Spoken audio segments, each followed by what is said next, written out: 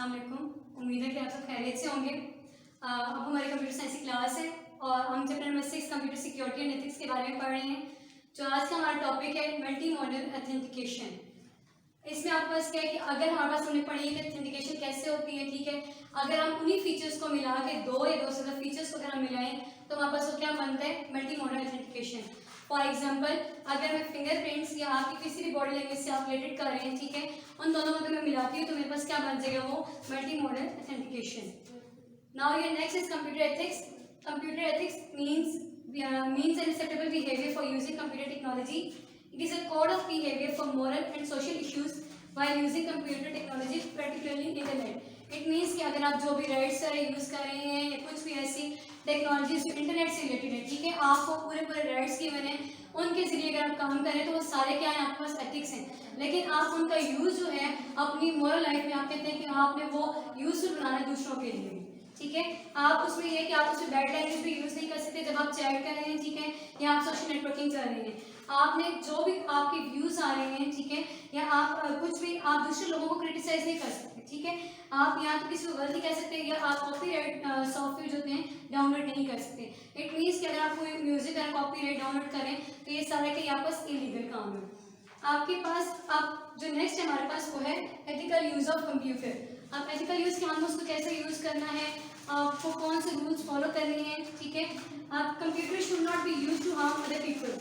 आप जो आप सिस्टम यूज़ कर रहे हैं वो दूसरे लोगों को क्या करें, नुकसान ना दे। Computer users should not break into other computer system to steal, change और डिस्ट्रॉय इंफॉर्मेशन। आप क्या है कि आप दूसरों के जो भी सिस्टम सारा यूज़ कर रहे हैं, ठीक है, आप जो सिस्टम यूज़ करें आप दूसरों का सिस्टम ब्रेक ना करें, मतलब आप ना उसको स्टील कर सकते हैं, ना आप उनकी इन्फॉर्मेशन को चेंज कर सकते हैं, ना आप उनको इन्फॉर्मेशन को क्या है डिस्ट्रॉय कर सकते हैं। नेक्स्ट आपके पास क्या है, people should not make illegal copies of copyright software and sell it for financial benefit. कि जो लोग हैं वो इलीगल कॉपीज तो लेते हैं, लेकिन वो क्या है कि आपको ये भी नहीं करना कि आपने जो सॉफ्टवेयर आपके पास गिवन है, ठीक है, वो आप इलीगल तरीके से यूज नहीं कर सकते अपने फाइनेंशियल बेनिफिट के लिए। Computer users who have special computer knowledge and ability should not create malicious software and separate it to other computers. ये कंप्यूटर यूजर्स जो होते हैं जिनके पास स्पेशल आपके पास के कंप्यूटर नॉलेज है, ठीक है, अब उनके पास भी ऐसी एबिलिटी नहीं है कि वो ऐसा सॉफ्टवेयर यूज करें जो किसी दूसरे को नुकसान दे। People should not commit any type of crime with the help of computer technology. अब यहाँ पर क्या है, किसी भी तरह का क्राइम, साइबर क्राइम या आपको हैकर बनने की कोई जरूरत नहीं है। आपको सिर्फ क्या है कि अपनी जो इन्फॉर्मेशन है, यूजफुल इन्फॉर्मेशन को आगे पास करनी है, ये नहीं कि किसी दूसरे की इन्फॉर्मेशन जो है वो आपने स्टील करनी है, चोरी करनी है। Computer user should respect the privacy of others. आपने दूसरों की प्राइवेसी का भी ख्याल रखना है।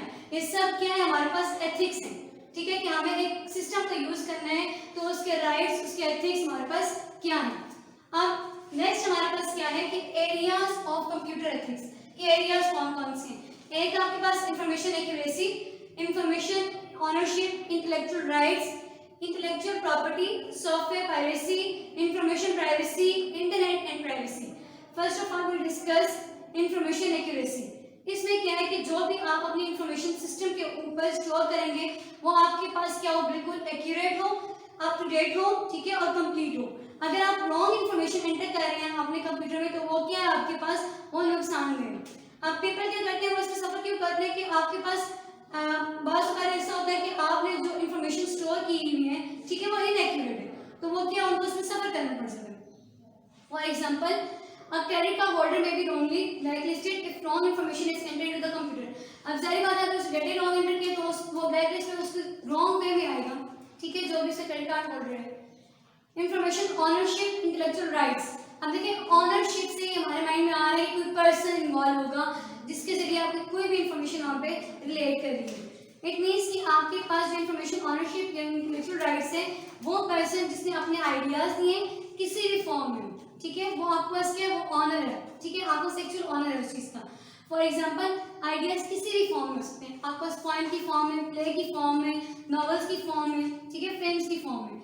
अब इंटेलेक्चुअल राइट्स के आपके पास कि जो आपने क्रिएटिव वर्क किया, ठीक है, वो जो दूसरे यूजर्स हैं वो इसको एक्सेस ना कर पाए, ठीक है, और ये ऐसे क्रिएटर्स को अलाउ करते हैं जो कि इससे फाइनेंशियली बेनिफिट हो अपने काम के साथ, ठीक है। बाकी जो अनथॉराइज्ड यूजर्स हैं जो बाकी किसी पर्पस के लिए यूज करें उसकी अथॉरिटी नहीं है इसमें। नेक्स्ट आपके पास है इंटेलेक्चुअल प्रॉपर्टी। प्रॉपर्टी से माइंड में आता है कि जो भी आप राइट्स दे रहे हैं किसी की कॉर्पोरेशन यानी ऑर्गेनाइजेशन वगैरह से रिलेटेड, आपके पास राइट्स की बात होगी इसमें, ठीक है। आपकी उसमें जो इंटेलेक्चुअल राइट्स में एक्टिविटीज होंगी वो आपके पास आर्टिस्टिक भी हो सकती है, साइंटिफिक और इंडस्ट्रियल फील्ड्स भी हो सकती हैं। आप कुछ कंट्रीज हैं वो आपस कैसा लाभ पेश करती है इसमें कि वो आपको प्रोटेक्ट करती हैं, जो भी आपने इंटेलेक्चुअल प्रॉपर्टी ली है, ठीक है, उसको वो सेव कर सके और जो भी क्रिएटिविटी आप कर रहे हैं उसको वो प्रमोट कर सके इजीली। नेक्स्ट है सॉफ्टवेयर पायरेसी। सॉफ्टवेयर पायरेसी में देखिए आप इसमें सॉफ्टवेयर आपका है तो ये नहीं कि इसमें प्राइवेसी का इशू जो सॉफ्टवेयर से रिलेटेड होगा, इट मीन्स कि आपने जितनी भी इलीगल कॉपीज हैं, ठीक है, सॉफ्टवेयर आप वो सेल कर सकते हैं, ठीक है, फॉर फाइनेंशियल बेनिफिट्स। लेकिन जब कंप्यूटर यूजर इसको बाय कर रहा है सॉफ्टवेयर को, लेकिन वो लाइसेंस देगा तो ही वो इसको यूज कर सकते हैं, यूजर आगे दे सकते हैं, तो उसके पास राइट है कि वो अपने सिस्टम के ऊपर यूज करे। अब देखिए जब उसने लाइसेंस दे दिया तो वो सिर्फ क्या करेगा, वो सिर्फ अपने सिस्टम के ऊपर यूज करे, ये ना करे कि वो आगे बेचना शुरू कर दे या दूसरे सिस्टम्स में उनको यूज करना शुरू कर दे। आपके पास अब ये सॉफ्टवेयर डेवलपर्स को अलाउ करता है कि वो बेनिफिट मतलब फाइनेंशियल बेनिफिट हो सिर्फ अपने काम के साथ, ये नहीं कि आगे उसको सिर्फ बेचेगा, सिर्फ जो सिस्टम पे काम हो रहा है अगर उससे उसको फाइनेंशियल को बेनिफिट मिल रहे दैट्स इट, अदरवाइज आगे वो इसको सेल नहीं कर सकता। इंफॉर्मेशन प्राइवेसी में क्या है कि जो भी राइट्स है आपके पास, ठीक है, वो आपकी पर्सनल इंफॉर्मेशन से रिलेटेड हो जाएगी, ठीक है। अब इसमें क्या है कि peoples are concern that computers में be taking away from the privacy. अब हम सिस्टम से में काम करते हैं उस समय अपनी प्राइवेसी का ख्याल रखना होता है कि हमने कैसे अपनी इंफॉर्मेशन को प्राइवेट रखना है जैसे, ठीक है। तो जो लॉ पेश किया गया था वो डेटा प्रोटेक्शन एक्ट लॉ, जिसमें क्या था कि जो आप एक सिंगल पर्सन के राइट्स थे वो सेव कर दिए थे कि बाकी कोई ऑर्गेनाइजेशन इसको एक्सेस ना कर पाए। जो उसके अंदर डाटा स्टोर है, जितनी इंफॉर्मेशन उसकी पर्सनल स्टोर है वो वहीं पे रहेगी, कोई दूसरा यूजर या कोई दूसरी ऑर्गेनाइजेशन उसको एक्सेस नहीं कर पाएगी। इस नाम का मकसद ये था कि जितनी भी प्राइवेट आपकी इंफॉर्मेशन हैं वो सिर्फ उन्हीं के पास से वो आगे ट्रांसफर ना हो। And last is internet and privacy.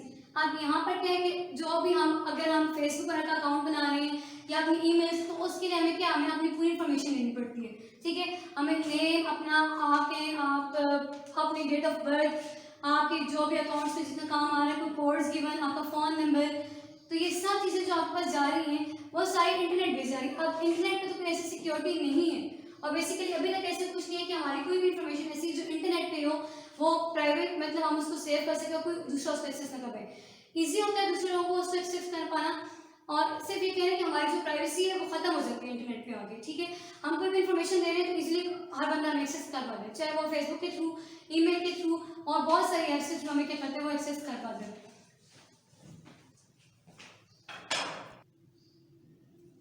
आज का जो आपका होमवर्क है क्वेश्चन नंबर 2 का पार्ट नंबर 7, जिसमें what is mean by information privacy, जो आज हमने डिस्कस किए, ये आपने अपने होमवर्क करना है, आपने न्यू कॉपीज पे अटेम्प्ट करना है। Next, what type of problem may be face if computer user do not comply with the moral guidelines of computer ethics. ये अभी आपने जो एथिक्स पढ़े हैं, ठीक है, उसी का आंसर आपने अपनी नोटबुक में लिखना है। Part number 10, name any 3 places where authentication of people is required. अब कहाँ लोगों को ऑथेंटिकेशन की जरूरत पड़ती है, ठीक है। आपको पता है कि हॉस्पिटल्स वगैरह में, बैंक्स में और आपके एयरपोर्ट्स वगैरह में, स्कूल्स में, ठीक है, या आपके नोट्स में गिवन है, वहाँ से लेके आपने इन तीनों के आंसर नोट डाउन अपनी कॉपी के ऊपर करने हैं। लॉन्ग क्वेश्चन में क्वेश्चन नंबर 3, आज आपने यहाँ पे क्वेश्चन नंबर 3 का part number 4, what are the common methodologies used for authentication, के पिछले लेक्चर में आपने रिवाइज किया था, वो आपका कवर हो जाएगा। और part number 5, define computer ethics and write some important moral guidelines for ethical use of computer technology. ये दोनों आज हमने डिस्कस किए हैं, ठीक है, ये आपने याद भी करने हैं।